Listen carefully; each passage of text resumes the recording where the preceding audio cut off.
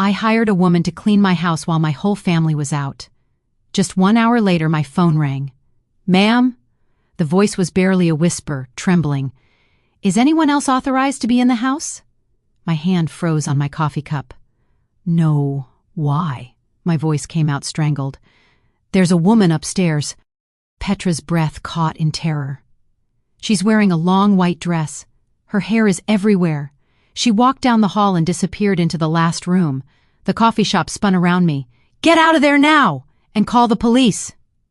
I screamed into the phone. I ran to my car, apologizing to Beatrice without explanation. My fingers shook so badly I could barely dial 911.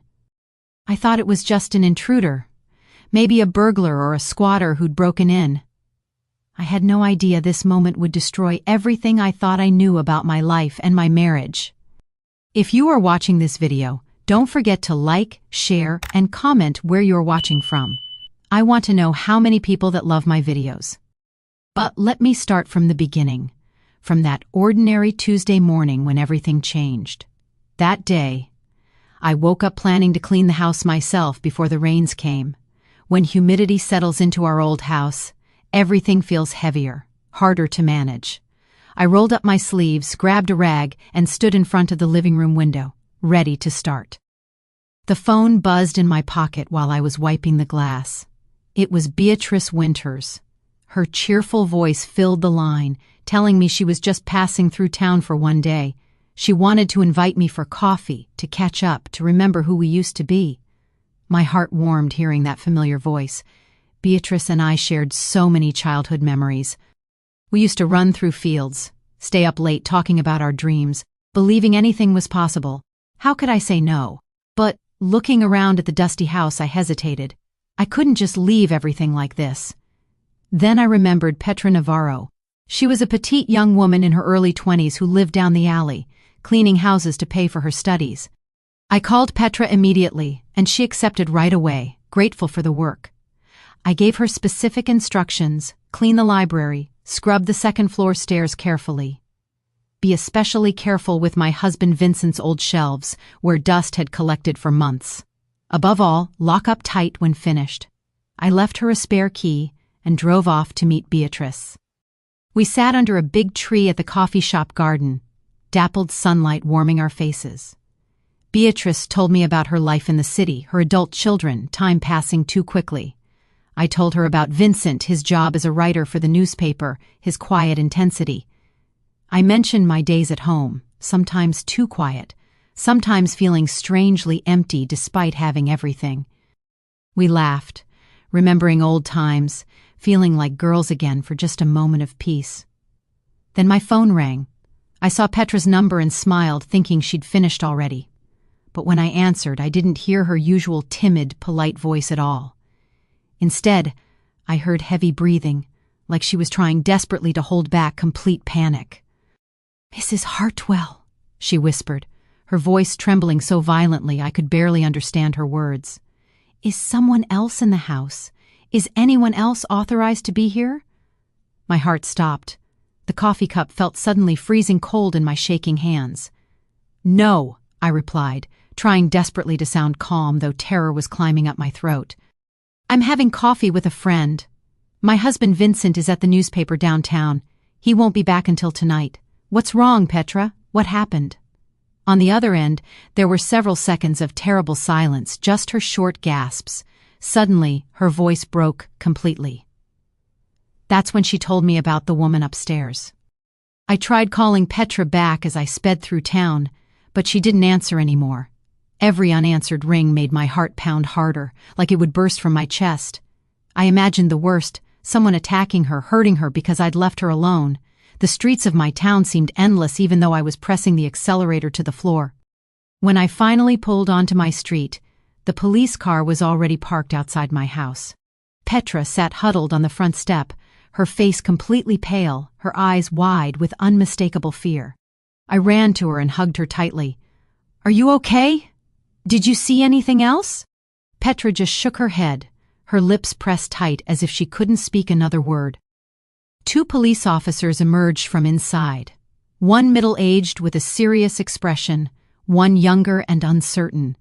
They said they'd checked every corner, every room, every closet, under the beds, even the backyard shed. There was no one inside, no signs of forced entry anywhere in the house. All the doors and windows were locked tight without a single scratch or strange footprint. I sighed with relief, but the feeling of unease wouldn't leave my trembling body. Petra said, still shaking, "I swear I saw her, Mrs. Hartwell. She didn't seem real. She was like a shadow. I'm not brave enough to go up to the second floor again." I patted her shoulder to comfort her, but inside, a cold doubt began to grow. Just then, I heard Vincent's car pull up the stone driveway with its familiar rumble. He got out, his face genuinely surprised to see the police car and me standing beside Petra. I grabbed his arm and quickly told him what had happened, expecting worry, expecting concern. But Vincent just smiled slightly, a smile I had rarely seen before on his face. He went over to Petra, gave her a gentle pat on the shoulder with practiced ease.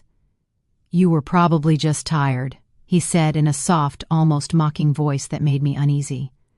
"You mistook a reflection for a shadow." 3 months passed after the incident with Petra, and I officially retired from my job. No more rushed mornings getting ready for work, no more endless meetings or racing against deadlines. The old house in my quiet town became my entire world, my daily companion. But the change of pace made me lose sleep in ways I never expected.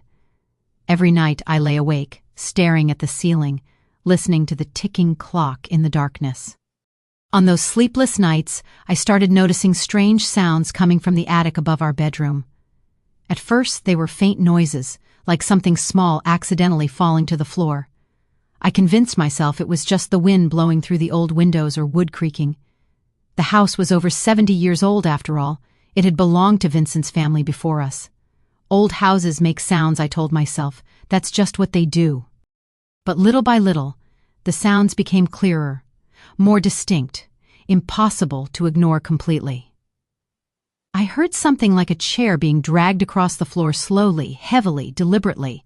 Then footsteps, light but constant, as if someone was pacing back and forth nervously. Sometimes I even heard the rustling of paper, as if someone was quietly turning pages. It was the sound of someone reading, someone living, someone existing right above my head. I told Vincent one morning while we were having breakfast in the sunny kitchen. I tried to keep my voice calm, but I couldn't help feeling deeply unsettled. "Honey, I've been hearing noises in the attic lately. It's not the wind. It sounds like someone is up there," I said, watching his face carefully for a reaction. Vincent yawned without looking up from the newspaper in his hands, completely unconcerned. He replied distractedly, still reading about the local election results in his paper. "It's just rats, Lorraine. Our attic is old. It's full of junk and boxes. It's a paradise for mice and other creatures looking for shelter. Tomorrow I'll buy some traps, set them up, and that'll be it." His dismissiveness stung. But I wanted to believe him, wanted the simple explanation to be true. The next day, just as he promised, Vincent brought home some big metal traps. The kind that make a loud clack when they snap shut, designed to kill instantly. He placed them at the foot of the stairs leading to the attic, right under the old wooden door. "There," he said, dusting off his hands with satisfaction. "Now you can sleep peacefully, love." I watched him descend the stairs, wondering why he didn't actually go into the attic to place them. Strangely, the noises disappeared completely after that, as if they had never existed at all. No more footsteps echoing above me, no more dragging chairs scraping across the floor. No more rustling paper keeping me awake with questions I couldn't answer yet. I sighed with relief, convincing myself that Vincent was right, that it had only been rats. Maybe I had worried for nothing, let my imagination run wild in my retirement boredom. But then other strange things started happening, things impossible to ignore or explain away. One afternoon, I bought a piece of spicy sausage from the local market, my absolute favorite. I loved its intense flavor, the way it made my taste buds come alive with heat. Stephen, on the other hand, had never liked spicy food. He wouldn't even taste it usually. I carefully wrapped the sausage in paper and put it in the refrigerator, planning to enjoy it over the weekend. The next morning, when I opened the refrigerator door, I froze in complete shock. A large piece was missing, cut unevenly, as if someone had sliced it in a hurry. I asked Vincent, who was reading the paper in the living room as always. "Did you take some of the sausage from the fridge?" I tried to keep my tone casual. He looked up, frowning as if my question was absurd and slightly annoying to him. Yesterday I felt like trying something spicy, so I cut off a little piece," he replied distractedly. "It was good, actually. Maybe I've been missing out all these years on spicy food." I stood there frozen, not knowing what to say, my mind racing with contradictions. Vincent had never been able to stand spicy food in all our years of marriage together. He even complained when I cooked something with too much pepper or seasoning, pushing his plate away. But I didn't want to argue, didn't want to seem like I was losing my mind. So I just nodded slowly and walked away with doubt stuck in my chest like a stone. A few days later, I opened the refrigerator again. The sausage had disappeared completely. I searched everywhere, checked the trash, looked in every corner, but found no trace of it. This time, I didn't ask Vincent anything. An uncomfortable feeling, cold and heavy, began to settle inside me. Retirement was supposed to bring peace, time to enjoy life, time to rest after years of work. Instead, it brought awareness, an acute attention to details I'd missed when I was always rushing. When you're home all day, you start to notice the things that don't add up perfectly. The small inconsistencies, the tiny lies, the moments that don't quite make sense when you think about them. And I was thinking about them more and more, unable to stop the questions multiplying in my mind. A few weeks later, Vincent and I went to a nearby city to visit some old friends. We left early in the morning and got back late at night, exhausted from the drive. When we entered the house, everything was as silent as always, dark and still. I went up to the second-floor bathroom to wash my face and shake off the day's fatigue. But when I stepped inside, I felt something cold and wet beneath my feet immediately. The floor was soaked completely, water seeping between my sandals, icy and shocking. The floor was entirely wet, as if someone had just taken a long, hot shower. I looked around confused and saw drops still sliding down the bathtub walls, shining in the light. My heart started pounding. No one had been home all day. We'd been gone since dawn. How was this possible? Who could have used this bathroom while we were away? I called for Vincent, my voice trembling with confusion and growing fear once again. "Come here, please. The bathroom is soaked like someone just took a shower." He came in slowly, looked around for a moment, and shrugged casually as always. "It must have been the afternoon rain that got in through the ceiling vent, love," he said dismissively. I looked out the window at the street below, illuminated by streetlights glowing in the darkness. The street in front of the house was completely dry under the yellow streetlights. "It hasn't rained, Vincent," I said carefully, trying to sound calm though my pulse was racing. "I can see the street. It's bone dry. There's no water anywhere out there." He frowned slightly, looking annoyed that I was challenging his explanation with obvious facts. "Then it must be a leak in the old pipes." "You're always worrying about nothing, Lorraine." "I'll call a plumber tomorrow to come check it out," he added, already walking away. But he never called a plumber. Not the next day or any day after that. In the following days, the bathroom floor was mysteriously dry, as if nothing had ever happened. I checked the vent carefully, examined the pipes thoroughly, but everything seemed completely normal. Vincent's explanation, though it sounded reasonable at first, didn't erase the growing unease inside me. The noises in the attic, the missing sausage, the puddle of water with no logical source. It all seemed like disconnected fragments, random occurrences with no pattern or meaning. But when I put them together in my mind, they formed a contradictory, disturbing image. I couldn't stop thinking about it, couldn't push the questions away no matter how hard I tried. Something was happening in this house, something Vincent didn't want me to discover or understand. A week later, I decided to clean Vincent's library on the second floor thoroughly. It was his pride and joy, a small room with dust-covered oak shelves filled with hundreds of books. I always thought we should donate some of the books we barely read to the city library.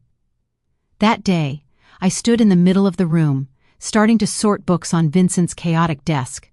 There were piles of drafts, notes, and papers stacked everywhere, as if he never intended to organize them. When I lifted a heavy pile to move it, my hand trembled from the weight. All the papers spilled onto the floor with a cascading sound that broke the room's silence. The sound made me jump slightly, and I bent down immediately to pick them all up.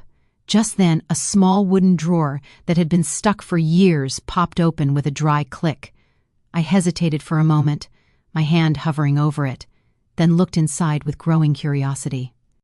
There, hidden under a pile of yellow drafts, was a small hardcover notebook with dark brown leather. The corners were worn, the cover soft from age and use, a loose string hanging from the binding. It looked old, like something from another era entirely, not belonging to Vincent at all. He always liked modern, neat things: laptops, expensive pens, and pristine white printer paper. That notebook, with its worn leather cover and handwritten pages, seemed completely out of place here. With a mix of curiosity and fear coursing through me, I picked it up carefully. My hands were shaking slightly as I opened the first page, not knowing what I'd find. Inside were pages full of handwriting, soft, elegant, flowing script, clearly a woman's careful hand. I flipped through the pages, skimming quickly, my breath catching in my throat repeatedly. They were story outlines, character descriptions, plot ideas, all beautifully detailed and deeply thoughtful. There was a fragment that spoke of a small village on a mountainside, isolated and mysterious. A woman lived alone there, waiting for someone who would never return to her. Another section mentioned a buried secret, with details that gave me chills running down my spine. These ideas, though different in setting and character, had a similar feel to Vincent's most famous novels. The ones that had made him famous, won him awards, brought us wealth and recognition. My heart was pounding, my throat completely dry, my hands trembling as I held the evidence. It couldn't be a coincidence. The similarities were too strong, too specific to be accidental. I knew Vincent too well after all our years together as husband and wife. He hated writing by hand, always said it was slow and messy, a complete waste of time. Everything he did, from novel drafts to work notes to simple shopping lists, he did on the computer. I remembered one time when I asked him to write down a restaurant's address for me. Instead of grabbing the pen sitting right next to him on the table, he turned on the computer. He typed out the address, printed it, and handed me the paper with a satisfied smile. So whose notebook was this? Whose elegant handwriting filled these pages with stolen dreams? A secret collaborator? A fan who had given him ideas? Or something much darker, much worse? I sat in the leather chair, the notebook feeling impossibly heavy in my trembling hands. A part of me wanted to show it to Vincent as soon as he got back from work. I wanted to hear his explanation, needed to understand where this had come from and why. But I hesitated, knowing him too well, knowing exactly what would happen if I confronted him now. Vincent always knew how to make everything sound logical, reasonable, innocent, perfectly explainable. He would smile that charming smile, use that calm voice, and explain it all away so smoothly. He'd say it was a gift from an admiring reader, or old ideas from when he tried writing by hand years ago, and I, like so many times before in our marriage, would nod and believe him. I would let it all sink into silence, bury my doubts, convince myself I was overreacting again. But not this time. This time, I wouldn't let it go so easily, wouldn't accept simple explanations. Carefully, I put the notebook back in the drawer exactly as I'd found it. I pushed the drawer all the way to the back, as if I was afraid it would disappear. That night, I was sleepless again, lying in bed while Vincent snored peacefully beside me. I stared at the ceiling and listened to the ticking of the clock in the oppressive darkness. I held that notebook secret like evidence of a crime I didn't yet fully understand, but I would. Late one night, around 1 a.m, I woke up suddenly in the darkness. Something felt wrong, though I couldn't say exactly what had disturbed my sleep at first. I reached out to touch Vincent's side of the bed, seeking the warmth of his presence, but the sheets were cold, as if he had never even been in bed tonight at all. My heart skipped a beat as I sat up, squinting in the darkness of our bedroom. The clock on the nightstand glowed with its red numbers, 1:17 a.m., too early for anyone to be awake. A wave of anxiety washed over me, familiar now after months of strange occurrences. Where was he? What was he doing at this hour when the whole world should be sleeping? I put on a thin robe and went out into the hallway, my bare feet cold on the wooden floor. The house was wrapped in that particular silence that only exists in the deepest part of night. "Vincent," I called out softly, my voice sounding small and uncertain in the empty space. My voice echoed slightly, but there was no answer, just the ticking of the grandfather clock downstairs. I walked down the dark hallway, thinking maybe he had fallen asleep at his desk again. The publishers had been pressuring him lately, demanding the manuscript that was already weeks overdue. I pushed open the library door carefully, but the room was empty and dark. The computer screen was black, the chair perfectly placed under the desk as if untouched for hours. I went down to the kitchen, thinking maybe he had gone for water or a late-night snack. But it was also empty, only moonlight coming through the window, casting long shadows across the counter. The refrigerator hummed quietly, the only sound of life in the silent waiting house. I started walking through each room, calling his name, my voice growing more shaky with each unanswered call. My heart was pounding as if sensing I was about to face something I wasn't ready for. As I passed the stairs that led to the second floor, I heard it, a very soft footstep. It was almost imperceptible, the kind of sound you'd miss if you weren't paying close attention. I looked up, and in the dim hallway light, I saw a silhouette slowly coming down the stairs. It was Vincent, moving carefully like a ghost, barefoot and walking with deliberate silence. In his hand, he was carrying a porcelain plate, the kind we used for weekend dinners and special occasions. He was descending so carefully, as if he didn't want to make the slightest sound or wake anyone. When he saw me standing there at the bottom of the stairs, his eyes widened in complete shock. A look of pure surprise crossed his face, then something else. Fear, perhaps, or guilt being caught. The plate slipped from his hands, hit the stone floor with a sharp, piercing clang, and shattered instantly. The sound tore through the silence of the night like a scream, startling me so much I stepped back. I looked at the fragments scattered across the floor, my mind trying to make sense of what I was seeing. The plate was empty, completely clean, no crumbs or grease, as if it had been carefully washed. There was no food residue, nothing to suggest he'd been eating, just a spotless clean plate. That only added to my confusion, making the scene even more bizarre and unexplainable. I looked up at Vincent, studying his face, and asked with a trembling voice, "What were you doing up there? I thought you were in your office working. What were you doing on the second floor at this hour?" He bent down and started picking up the pieces with slow, deliberate movements, avoiding my eyes. It seemed like he was buying time to think of an answer, to construct a believable explanation.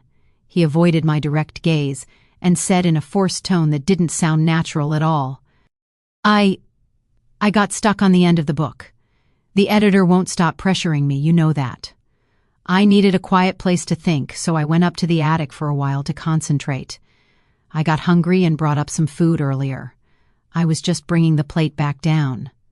His explanation sounded rehearsed, too smooth, like he'd prepared it in advance for exactly this moment. I stood there watching him pick up the pieces, unable to fully believe his words anymore. I knelt down to help him, my hands moving automatically while my mind raced with questions. When our fingers brushed against each other on the cold floor, I felt a chill of distance.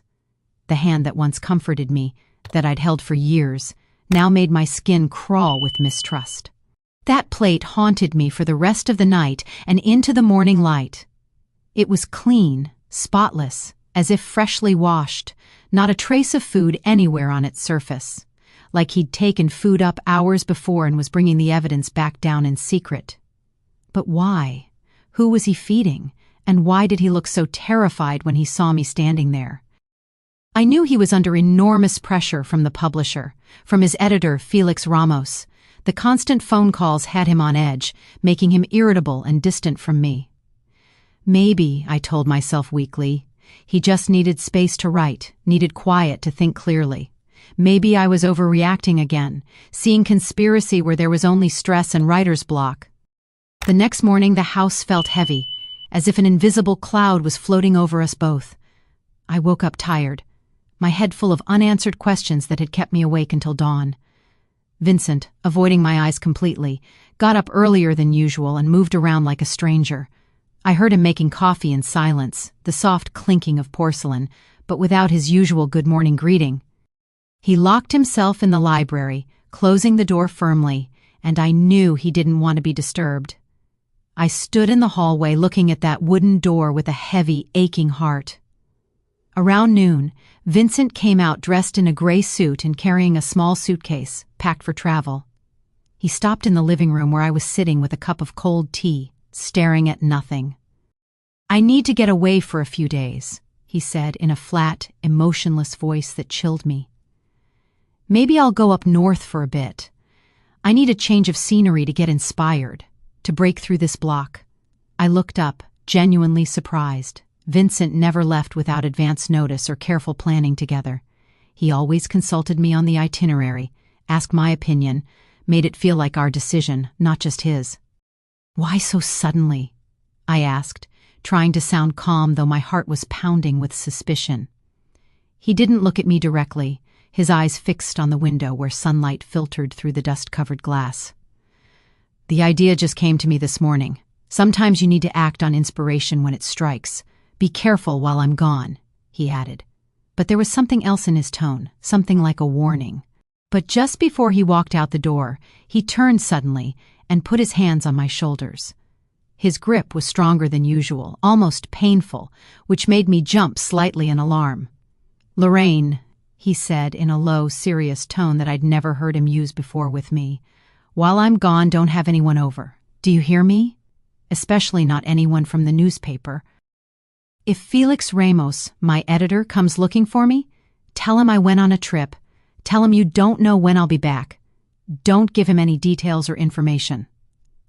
His eyes bore into mine with an intensity that frightened me more than anything else had.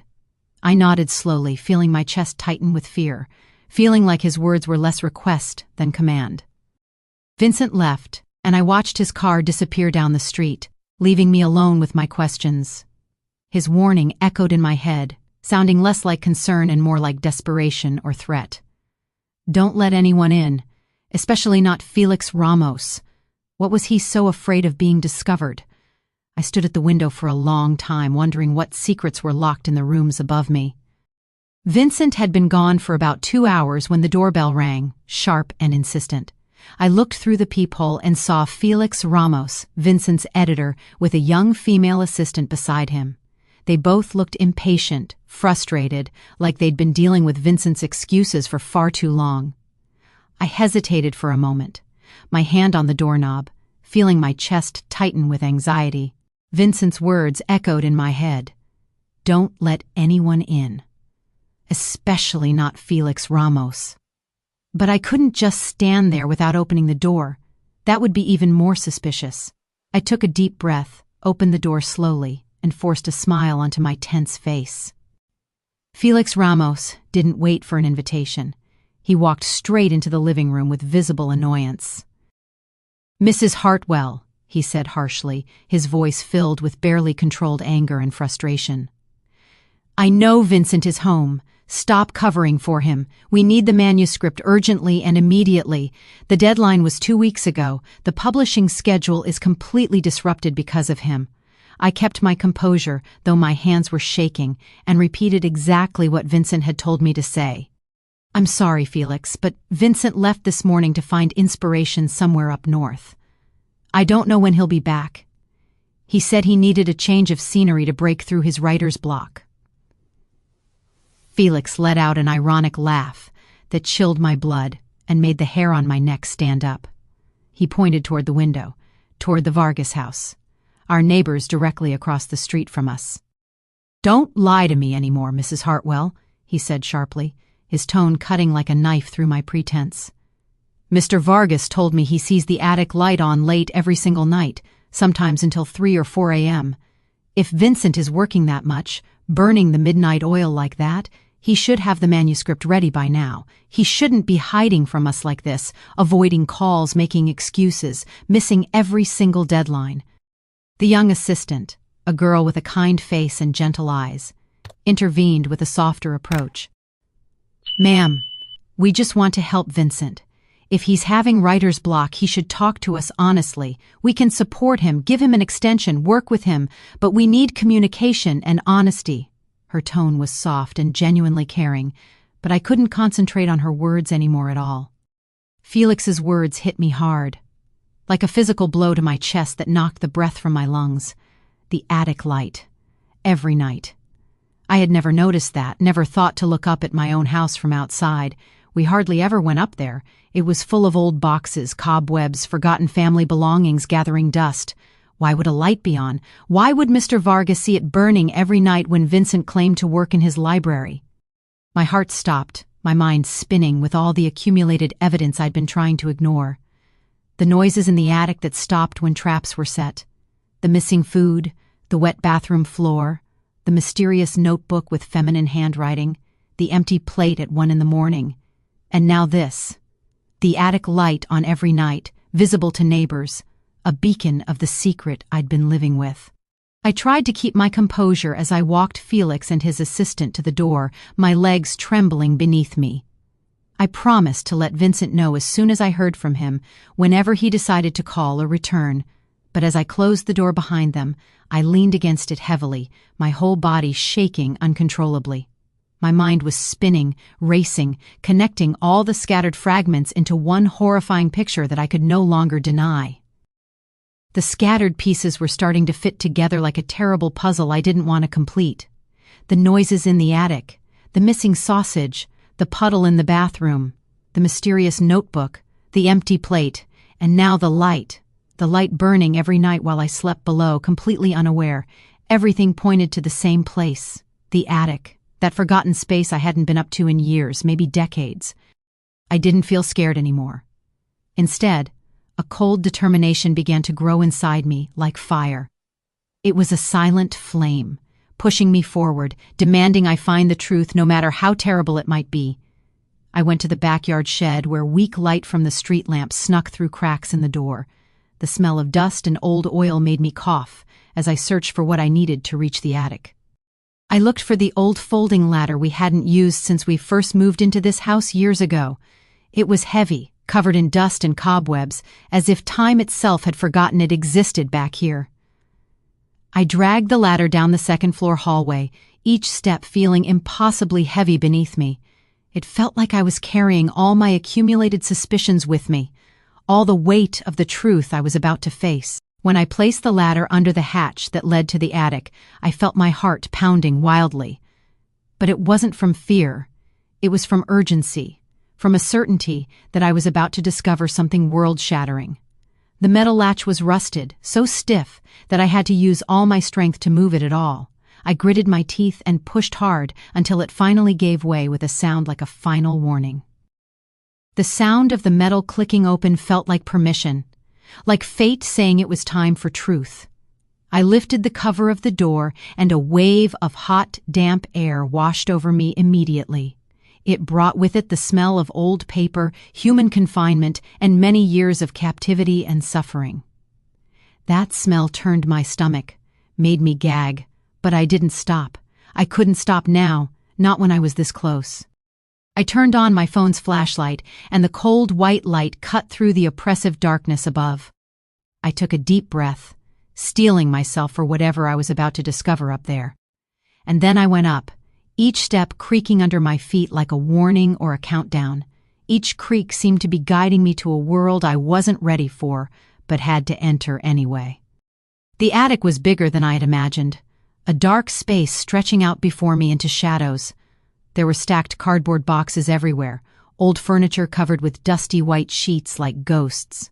Cobwebs hung from the rafters like ghostly curtains, swaying slightly in the air I'd disturbed by entering.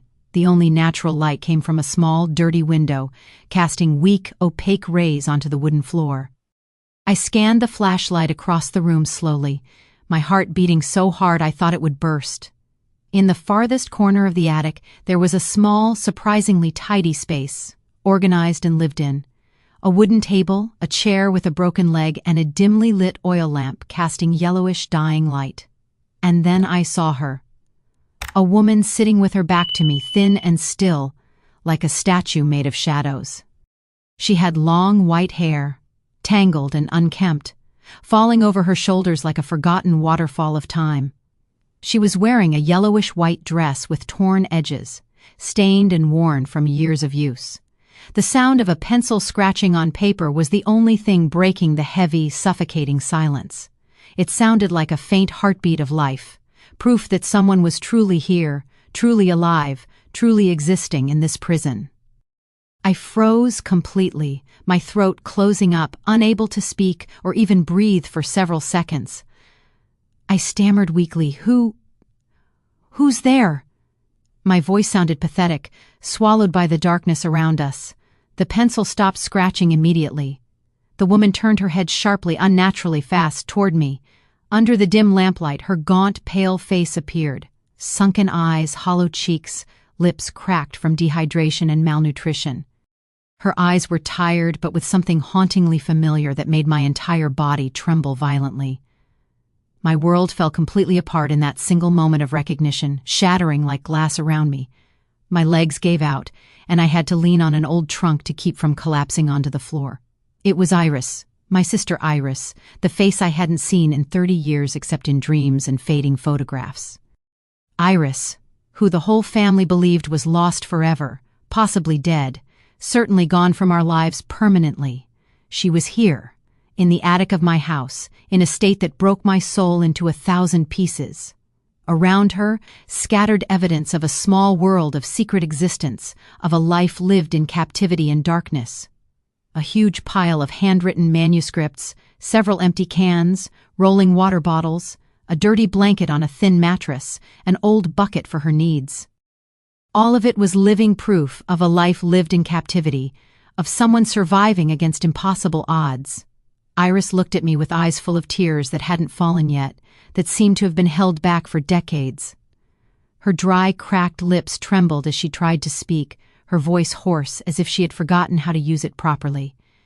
"Sister, Lorraine, But she couldn't say more, couldn't form the words she'd probably rehearsed 1,000 times in her mind.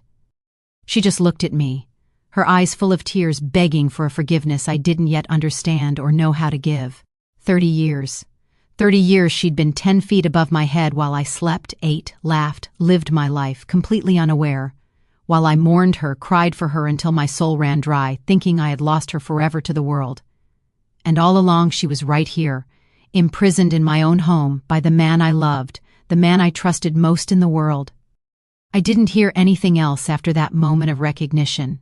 Tears streamed hot down my cheeks, blurring my vision. I walked toward Iris like a sleepwalker, my legs trembling beneath me, my head spinning with disbelief and grief. My sister, the one I had cried for until my soul ran dry, was now here, alive but broken. I grabbed her thin arm gently, feeling every fragile bone under her papery skin, every year of starvation and neglect. "Come downstairs," I said between sobs, my voice breaking with each word I forced out. "Come downstairs now, Iris. You don't have to stay up here anymore." Not another second. I helped her stand up slowly, her body swaying unsteadily like she'd forgotten how to balance properly. A storm of emotions raged inside me. Joy at finding her, pain at seeing her like this, and rage at what had been done. I led her down the ladder carefully, supporting her weight as her legs shook with every step. Her every movement was unsteady, uncertain, as if her legs didn't remember what it was like to leave that dark space. The light of the house lit up her face harshly, highlighting her sunken features and squinting, sensitive eyes. She looked like a creature of darkness seeing the sun for the first time in decades, and it broke my heart completely. Iris, my sister, who once shone so brightly in our small town, was now just a fragile shadow of herself. I took her to the living room and sat her down carefully in the most comfortable armchair we owned. The soft light of a lamp fell on her like a gentle caress, revealing every line of suffering on her face. I ran to the kitchen, filled a glass of cold water with shaking hands, and brought it to her immediately. Iris tried to hold the glass, but her hands shook so violently that the water spilled over the rim.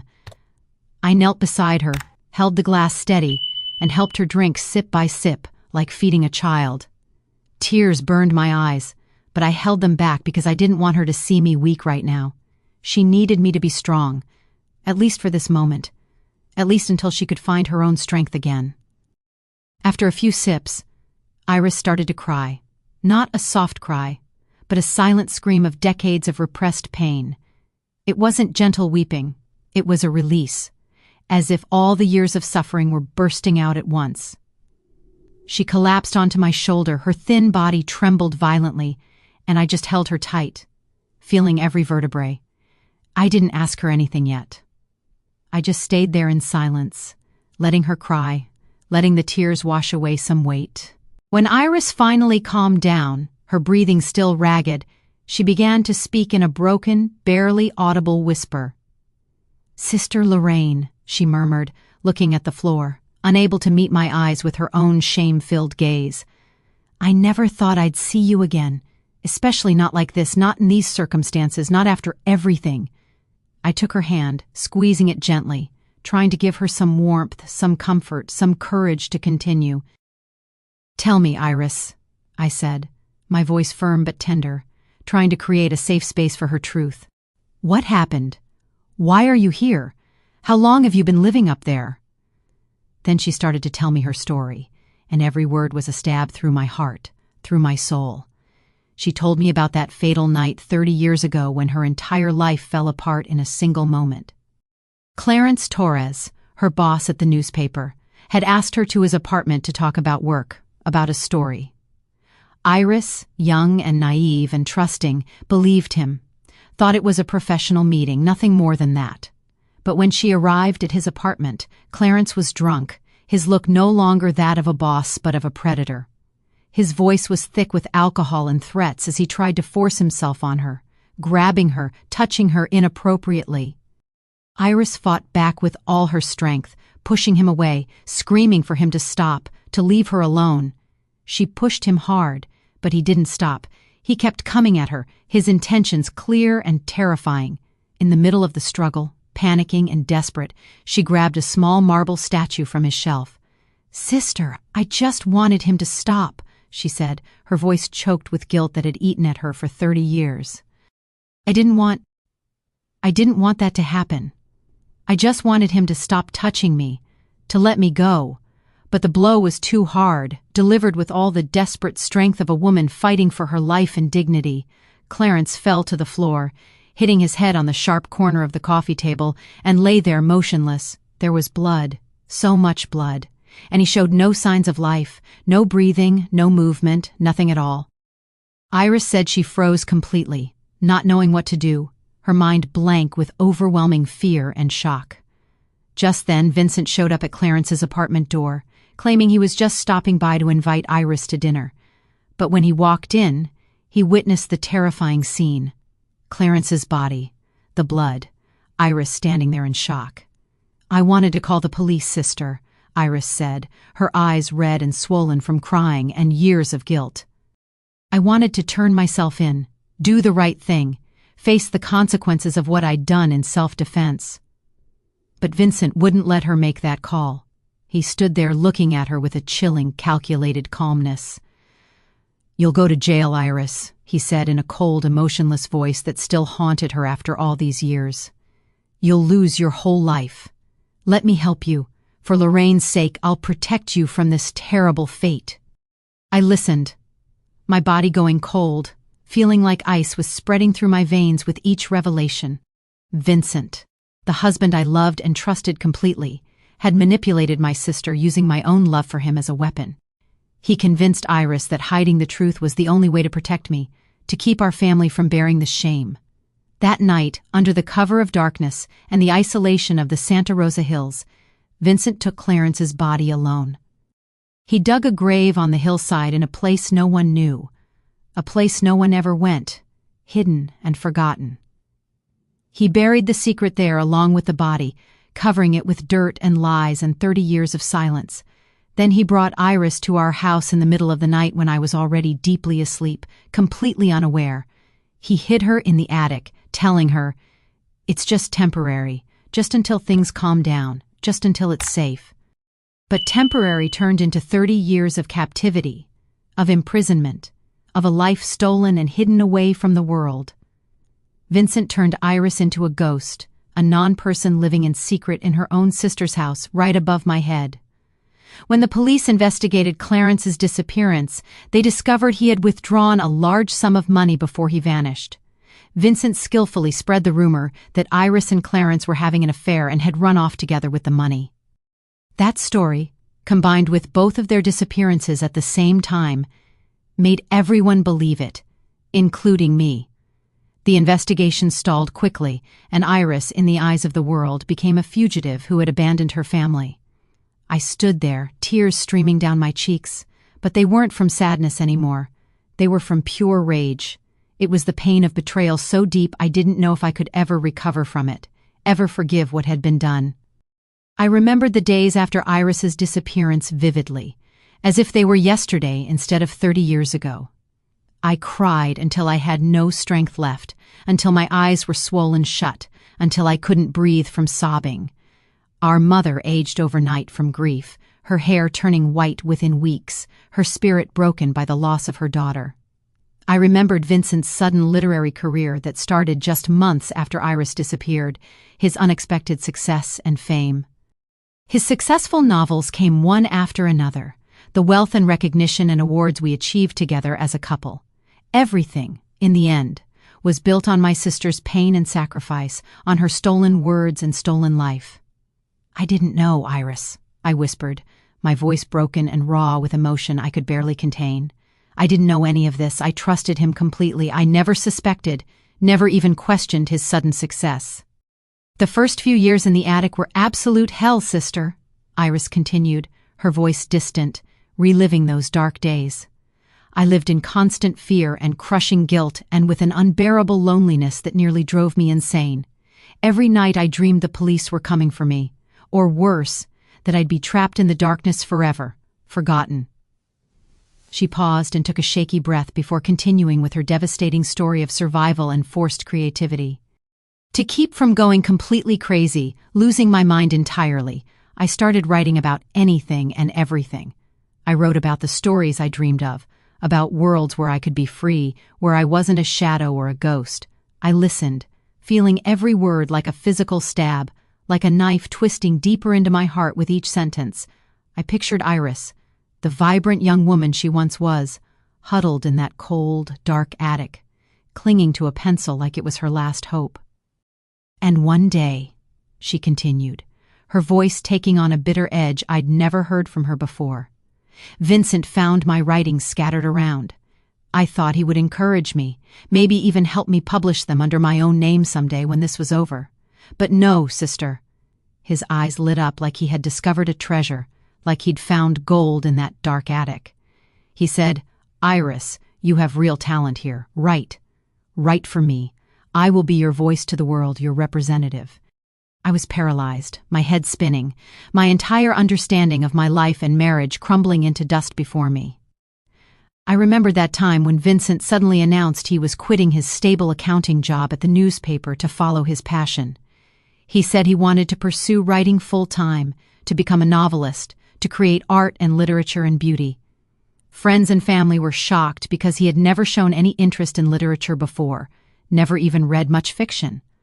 I was so proud of him then, thinking he had found a creative spark I never knew existed within him. I supported his decision completely, encouraged him, believed in him, celebrated every success as if it were our shared achievement. But now the truth was a brutal slap in the face, a revelation that destroyed everything I thought I knew. Vincent wasn't a writer at all. He was a thief, a cruel manipulator who had stolen Iris's talent and turned her into a literal ghost. A ghost locked away in my own home, writing the words that made him famous while she suffered in silence and darkness. He built our entire life on her suffering. Every award, every bestseller, every dollar we earned and spent and enjoyed. It was all bought with my sister's stolen words and stolen years, with her imprisoned body and captive mind and silenced voice. And I had lived in that house, slept in that bed, loved that man, completely unaware of the horror happening just above my head. Iris took my hands in her thin, trembling fingers, her eyes filled with tears and a determination I recognized from our childhood. "Sister Lorraine," she said, her voice shaky but surprisingly firm, stronger than I'd heard it all night. "I can't live like this anymore, hiding in shadows, pretending I don't exist, being a ghost in my own life. I've paid for my mistake for 30 years in this prison. Now I want to face real justice, proper consequences." Her words were a final stab, cutting the last threads of hope I had left for any kind of simple resolution. I had already lost her once when I thought she had run away, abandoning us without explanation or goodbye. I didn't want to lose her again, not now, not when I'd just found her, not when we could finally be together again. But looking into her eyes, I knew it was what she truly needed, to release the truth, no matter how painful the consequences. "Okay, Iris," I said, my voice choked with emotion but trying to sound supportive and strong for her sake. "I'll take you to the police station tomorrow morning. We'll face this together as sisters, the way we should have from the beginning." I hugged her tightly, feeling her fragile body in my arms, so light she felt like she might blow away like dust. My heart was full of pain and fear, but also a small spark of hope that even late, I could still help her find freedom. That night, we didn't sleep at all. We sat together in the living room, talking until the sun began to rise. I dressed Iris in some of my clean clothes, though the dress was big on her thin, malnourished frame. I told her how the world had changed in 30 years, the tall buildings, the smartphones no one could look away from anymore. I told her about the loved ones who were no longer with us, about our mother who had died still mourning her lost daughter. Iris listened in silence, her gaze distant, as if trying to imagine a world that had been completely stolen from her. She asked about the internet, about social media, about things she'd only heard Vincent mention in passing over the years. "Everything has changed so much," she whispered, amazed and overwhelmed by the 3 decades of progress she'd missed entirely. I took her hand and squeezed it gently, trying to give her courage for what was coming next, for the exposure and judgment. "I'm here, Iris," I said firmly, meaning every word with my whole heart and soul. "We'll get through this together. You're not alone anymore. You'll never be alone again, I promise you that." The next morning I drove to the Central Police Station with Iris sitting beside me in the passenger seat. She was huddled there, her hands clasped tightly together, her eyes fixed on the window with wonder and terror combined. She stared at the electric cars driving by, at the kids taking pictures with their phones, at a world transformed beyond recognition. "Everything has changed so much," she whispered again, her voice filled with awe and sadness for the lost time. I took her hand and squeezed it gently again, trying to anchor her in this moment, in this terrifying present reality. "I'm here, Iris. We'll get through this together, no matter what happens, no matter what they say or do to us." At the station, I asked to speak directly to the chief of detectives, refusing to talk to anyone else. At first, they were hesitant, saying we needed an appointment, that we couldn't just walk in demanding to see the chief. But when I mentioned the disappearance of Iris Caldwell, which happened 30 years ago, their attitude changed completely and dramatically. An officer's eyes widened, and he immediately took us to an interrogation room, a small space with gray walls and cold metal furniture. With my help and support, Iris began to tell her story to the detectives who gathered to listen in disbelief. Her voice was surprisingly clear and calm, as if she had rehearsed these words 1,000 times in her mind over the years. She spoke of that fatal night with Clarence Torres, of the accidental blow that took his life in self-defense. She told them how Vincent Hartwell hid her in the attic, turning her into a ghost for 3 full decades of her life. The police listened in complete disbelief, their faces showing shock and horror as the story unfolded before them. One detective took notes non-stop, his pen flying across the paper, while another spoke into his radio with an urgent tone. Iris's confession shook the entire police station. Officers gathered outside the room, whispering, unable to believe what they were hearing. The case files were immediately reopened, and an investigation team was sent to my house to search the attic thoroughly. They collected evidence of Iris's hidden life. The manuscripts stacked carefully, the food cans scattered around, the dirty blanket on the thin mattress. Another group of investigators, following Iris's precise directions and descriptions, set out for the Santa Rosa hillside immediately. After several hours of careful searching through overgrown brush and forgotten trails, they found what they were looking for. Human remains were discovered buried under an old tree deep in the woods, exactly where Iris said they would be after 30 years. Preliminary DNA analysis confirmed they belonged to Clarence Torres, the man everyone thought had run away with Iris decades ago. The arrest warrant for Vincent Hartwell was issued that same day, with multiple charges listed in shocking detail. Police set up a sting operation at our house, waiting patiently for his return from his supposed inspirational trip up north. I wasn't there for the arrest, but later Mr. Vargas, our observant neighbor, told me exactly what had happened that day. He said Vincent didn't resist at all when they handcuffed him at the gate in front of watching neighbors. He just lowered his head in resignation, his face completely expressionless, as if he had always known this day would eventually come. Hearing that description, I felt a strange emptiness inside me, a hollow space where love and trust used to live. The man I once loved, the one I trusted blindly for so many years, was now just a distant shadow in my memory. They say the truth will set you free, but they don't tell you it will destroy absolutely everything first. My marriage was over, revealed as a lie built on exploitation and imprisonment, and stolen identity and creativity. My sister was free from her physical prison but now faced legal consequences for a death that occurred in self-defense 30 years ago. And I was left standing in the ruins of my life, trying to make sense of how I could have been so blind for so long. I hired the best defense lawyer I could find for Iris, someone who promised to fight for clemency with every tool available, with the argument of clear self-defense and the 30 years she spent locked away, manipulated, and controlled by Vincent. I believed deeply that justice would see her as a victim. I believed the legal system would recognize her suffering, would understand she'd already served a sentence far harsher than any prison could impose. I spent all my time and energy preparing things to take to her, clean clothes, books, and the dishes she loved most as a child. I wanted her to know that no matter what happened next, no matter what the courts decided or society judged, I would always be by her side. I wanted her to feel loved and supported after 30 years of isolation and fear and loneliness in that dark attic. She had been my sister, my friend, my companion in childhood adventures, and I had failed to protect her then, but I wouldn't fail her now.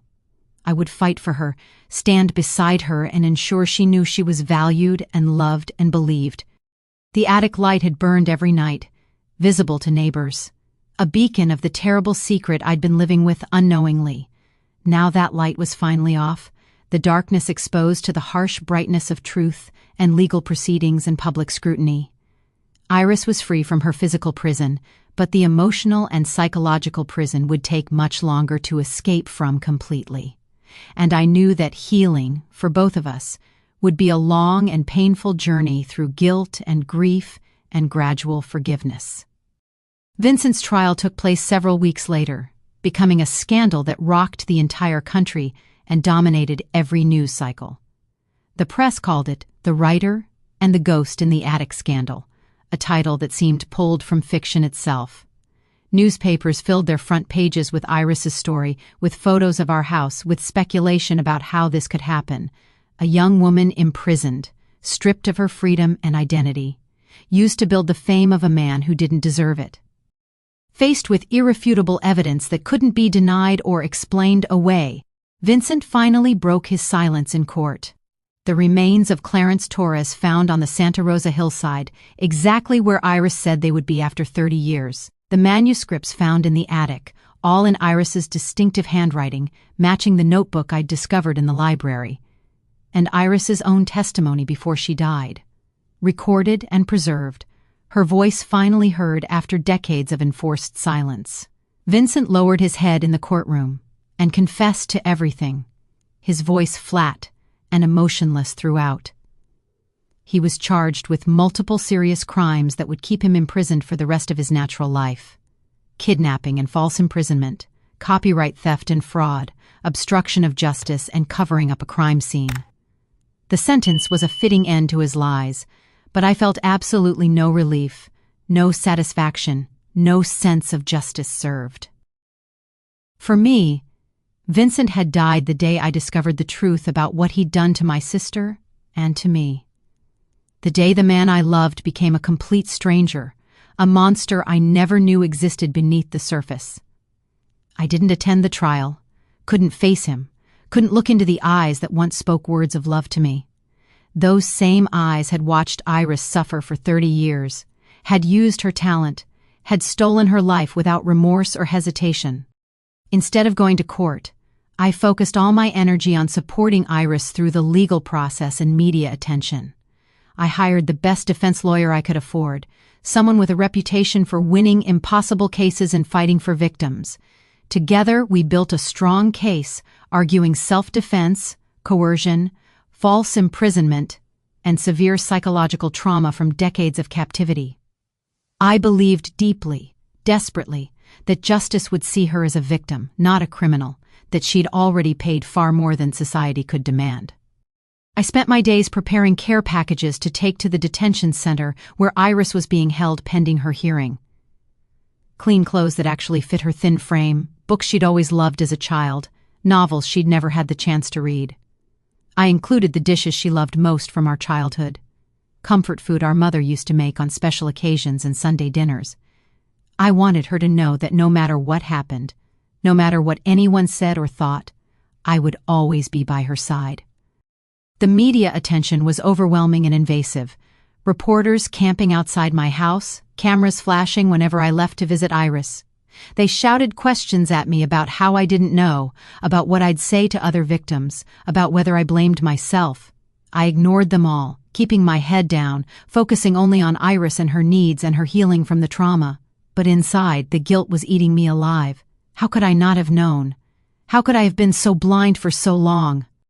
Days before the clemency hearing that we'd all been preparing for, hoping would set Iris free, I received a phone call. It came early in the morning, the phone's ringing cutting through the silence of my empty house like a scream. A cold, formal voice spoke on the other end of the line, professional and distant, delivering news that destroyed me completely. "Mrs. Hartwell, we regret to inform you that Iris Caldwell took her own life at the detention center last night." The phone slipped from my hands and hit the floor with a dull thud that seemed to echo through my entire empty house. My world shattered all over again, breaking into pieces smaller than before, pieces I knew I could never put back together.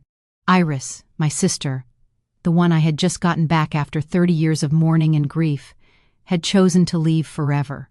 She had chosen to leave me alone in a pain that had no words, no comfort, no way to make sense of it at all. She had told the truth, faced her past, confessed to what happened that terrible night 30 years ago with Clarence. But perhaps she couldn't bear another trial, more judgment, the stares of an unforgiving world that would never understand her suffering. Perhaps the weight of 30 years in that attic, the trauma and isolation and stolen life was simply too heavy to carry any longer. Or perhaps she just wanted control over one thing in her life, the ending, the final chapter, the last words of her own story.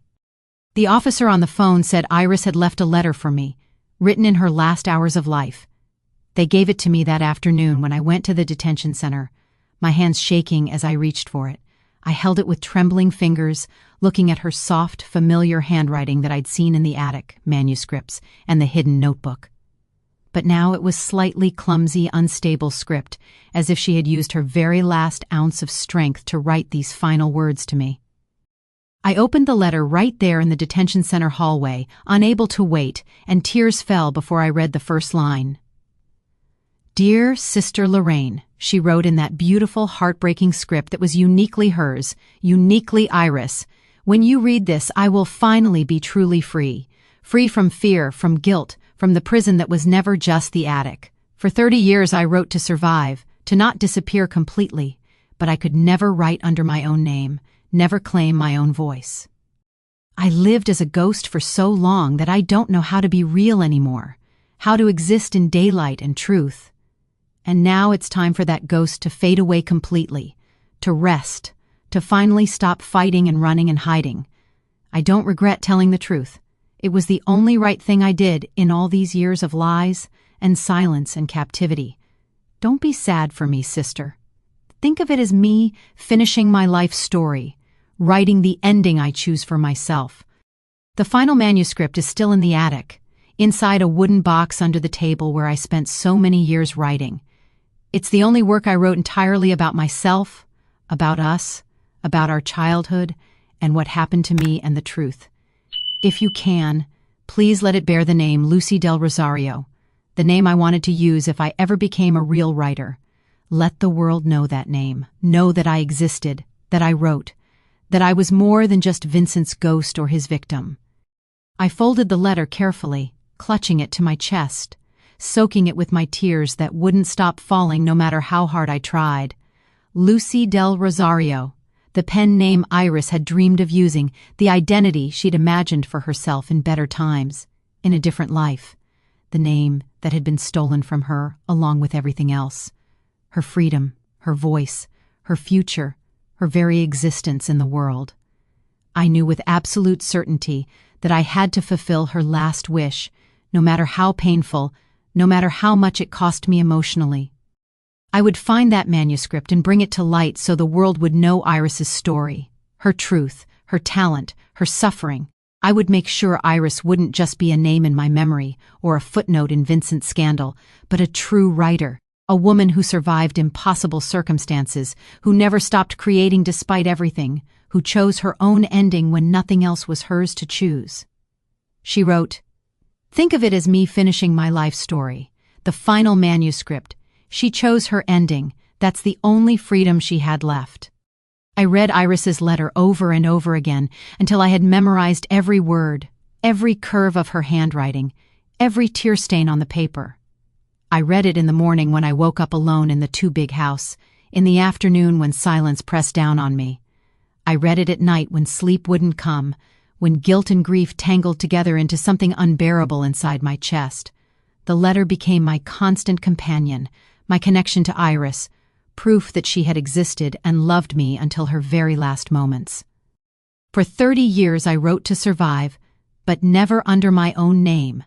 She had written in those final, desperate hours before ending her life.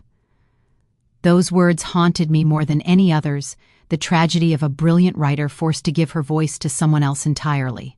Every story, every character, every beautiful phrase that had made Vincent famous, they were all hers, stolen and sold and celebrated under his name. And she had lived above my head, writing in darkness, creating beauty and art while I slept peacefully below, completely unaware of her sacrifice. Vincent's trial continued without my presence, becoming a national scandal that seemed to grow larger and more sensational every day. Media outlets called it exploitation and literary fraud, comparing it to other famous cases of stolen identity and creative theft. Legal experts debated on television about copyright law, about imprisonment, about how such a crime could go unnoticed for 3 full decades. Vincent was convicted on all charges, receiving multiple life sentences that would ensure he never walked free again, never saw sunlight as a free man. But I didn't attend a single day of the trial, couldn't bear to sit in that courtroom and see his face or hear his voice. The man I thought I knew had never really existed. He was a fiction, a character he'd created, as false as the author bio on his books. Instead, I turned my grief and rage into purpose, into action, into something that would honor Iris, instead of destroying me completely. I decided to return to the attic, to face that space one more time, to find the final manuscript Iris had told me about. The climb up the ladder was easier this time, though my heart still pounded with memories of that first terrible discovery. The attic looked different now in the daylight streaming through the small window I'd opened wide to let in fresh air. It was no longer a prison but a memorial, a sacred space where my sister had survived against impossible odds for 30 years. I walked carefully to the corner where she had lived, where the small table and broken chair still sat exactly as she'd left them. Under the table, just as Iris had written in her letter, I found a wooden box, small and old, but well-kept and carefully protected. It was humble and simple, but it held her last treasure, her final gift to me and to the world that had forgotten her. Inside was a thick pile of manuscripts, carefully handwritten on yellowed pages that looked like they'd been saved and treasured for years. Iris's smooth, flowing handwriting covered every page, clear and beautiful and heartbreaking, as if she were right there telling me her story herself. I brought the box down to the living room, where natural light flooded through the windows, chasing away shadows and darkness. I sat under the desk lamp and began to read, unable to stop once I started, unable to look away from her words. It was an autobiography, a novel about her own life, written with the skill and beauty of a true artist, a master storyteller. She wrote about our childhood together, about the days running through the fields of our small town, about the dreams of being a writer she once confessed to me. She told of that terrible night that stole her future, the night with Clarence Torres that changed everything in a single moment of violence and self-defense. She described the 30 years lived in darkness above my head and the incredible strength it took to keep her soul from breaking completely. Every page was a stab to my heart, but also a song of resilience, of survival, of refusing to let captivity destroy her completely. She wrote about loving life even when it was agony, about finding beauty in small things, about never giving up hope even when hope seemed impossible. I spent weeks reading and editing the manuscript with reverence, carefully reviewing every line as if I were touching Iris's soul itself. There were nights I stayed up until dawn, tears running down my face as I read passages about our mother, about the sister she missed. She wrote about hearing my voice through the floorboards, about knowing I was so close yet impossibly far, separated by lies and manipulation and Vincent's cruelty. The book wasn't just her story. It was the voice of a forgotten person, stripped of identity, robbed of the right to exist in her own name.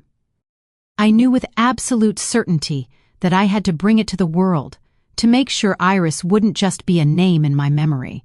She deserved to be known as a true writer, as the brilliant artist she always was, as someone who survived and created despite everything. I contacted the publisher that had worked with Vincent for years, the one that had profited from Iris's stolen words and talent. At first, they were hesitant and fearful, worried about the scandal surrounding Vincent, about public perception, about potential lawsuits and complications. But when I sent them Iris's manuscript, when they actually read her words, their attitude changed completely and dramatically. "This is a masterpiece," the editor told me over the phone, his voice full of emotion that seemed genuine and deeply moved. "This isn't just a confession or a victim's story. This is real literature, profound and beautiful and important to the world. We will publish it with all the respect and recognition Iris Caldwell deserves, with all the marketing and support we can provide." The book was published under her real name, Iris Caldwell, with the pen name she'd always dreamed of, Lucy del Rosario. On the first page, instead of a traditional prologue, I wrote only one sentence that captured everything I felt and believed. No one should be imprisoned in darkness, especially if they love freedom and beauty in the written word. It was my message to her, to my dear sister who I loved more than anything in this world, who I failed to protect but would never stop honoring. The book became a phenomenon almost immediately, touching hearts across the country and eventually around the entire world. Readers from everywhere were moved by Iris's life story, by her courage, by her refusal to let captivity destroy her creative spirit. They admired her literary talent, the sincerity and poetry in every line, the way she transformed suffering into something transcendent and beautiful. Vincent's old works, now properly attributed and re-released under Iris's name, also sold again as a way of serving justice and restoring truth. Iris, though she was gone, finally became a true writer, recognized, loved, celebrated for her own genius rather than someone else's theft. I read the reviews and letters from readers, hundreds and then thousands of them, and felt my heart tighten but also warm with bittersweet pride. You did it, Iris, I thought every time I held her published book in my hands, every time I saw her name in bookstores. You got your voice back. You're Lucy del Rosario now, and the whole world knows your name, your story, your beautiful words. Every page was a stab, but also a song, a testament to human resilience, to the power of creativity to survive even the darkest circumstances. She wrote about resilience and hope, about loving life even when it was agony, about never surrendering your soul even when everything else is taken.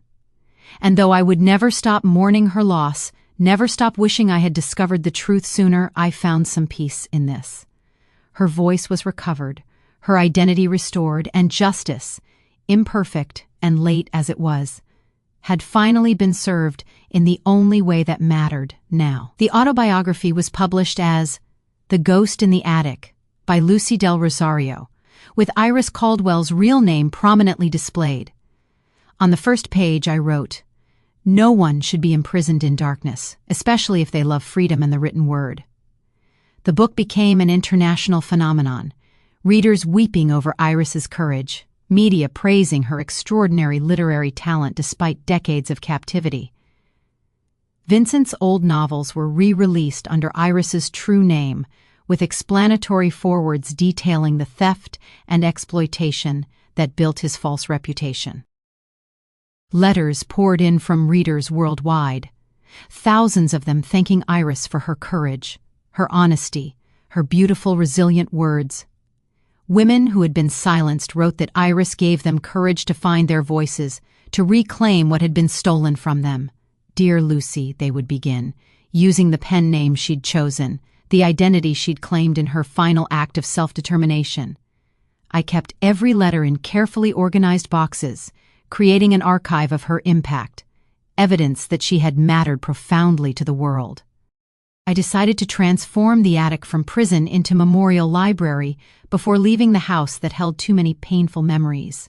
I installed large windows where there had been only one small opening, flooding the space with natural sunlight for the first time in decades. On clean oak shelves bathed in light, I placed Iris's complete works, her autobiography, the re-released novels, her unpublished manuscripts. The space that had been a tomb became a shrine, a testament to survival and creative spirit that could not be destroyed.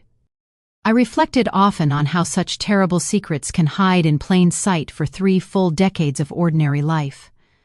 No wall is thick enough to imprison truth forever.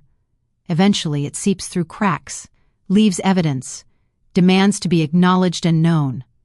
Silence can be crueler than guilt itself, more destructive than any confession, more damaging than facing consequences honestly.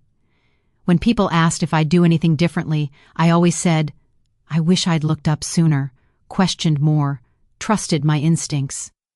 Several months later, I attended a book signing event, speaking on Iris's behalf to hundreds of eager readers. My sister was a brilliant writer who had her voice stolen but never surrendered her soul.